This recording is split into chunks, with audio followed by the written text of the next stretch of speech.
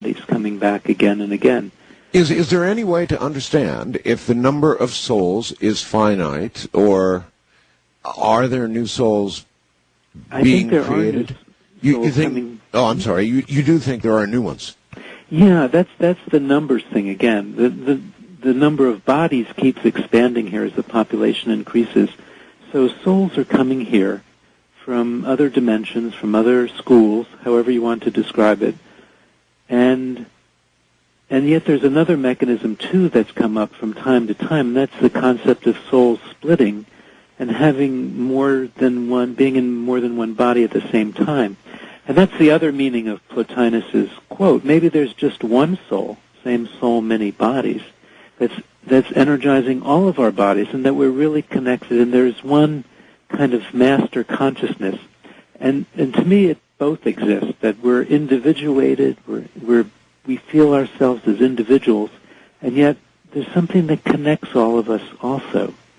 So just like I'm talking to you now, I'm sitting in a chair. Yes. And I know this chair is solid, it's supporting my weight, but I also know that it's made up of atoms and subatomic particles and quarks and electrons, and so it's all energy also, and yet it's solid. And I think we're like that.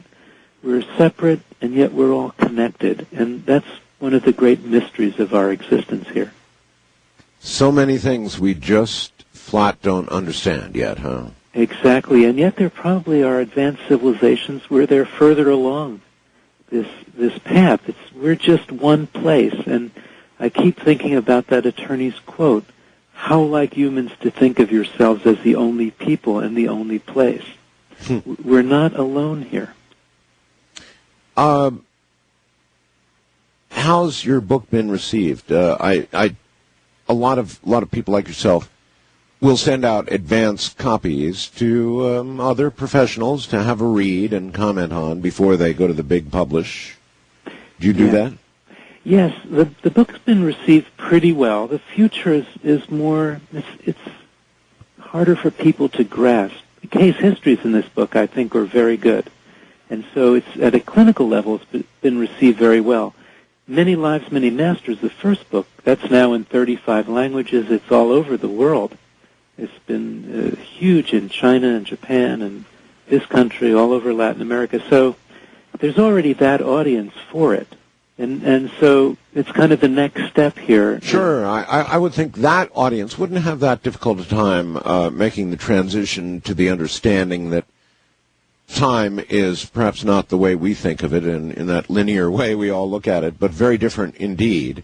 Right, and it's also, again, it's more case histories and helping these people going into the past and, of course, also into the future, but it's still getting back to why we're here, what are our lessons, how do you get rid of these symptoms, how do you make better decisions in the future, and how, ultimately, how do you heal yourself, how do you get rid of your symptoms and feel more joy or more happiness or better relationships in your life now. So that's really a big part of this book, too. I'm always thinking as a psychiatrist and clinically, is how is this going to help people?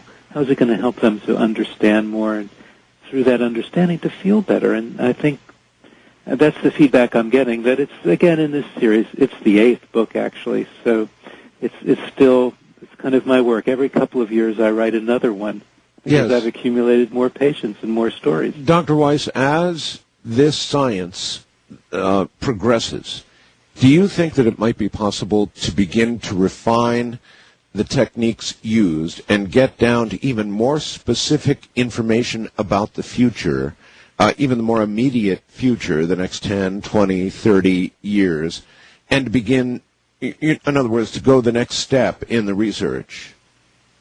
Absolutely, yes. I mean, there's no reason we can't do this now. Going back into the past, I've called it sometimes regression archaeology.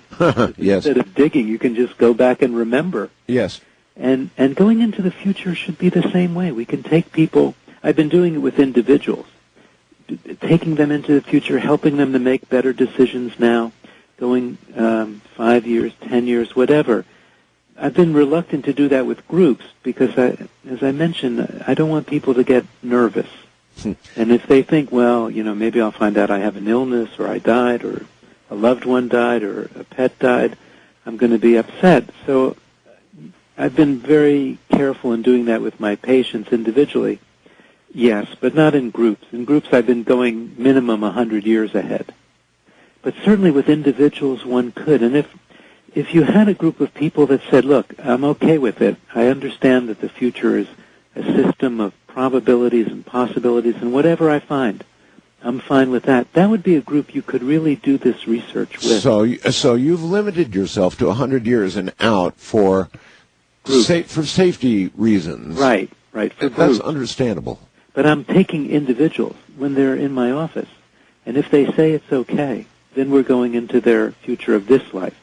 Is what you find always known to the patient, or if not, then do you at the end of a session, well, for example, let me try it this way. If during a session, if you've run into something really, really traumatic for the person, are there occasions where you decide it is safer for that person to instruct them not to have conscious memory of what you just heard them live through? That comes up rarely. Usually their subconscious wisdom is very protective. Certainly in going back into the past, and this has already happened, if they remember something that is traumatic, I'll have them float above and just watch it from a distance, detaching from it, because the lesson is very valuable.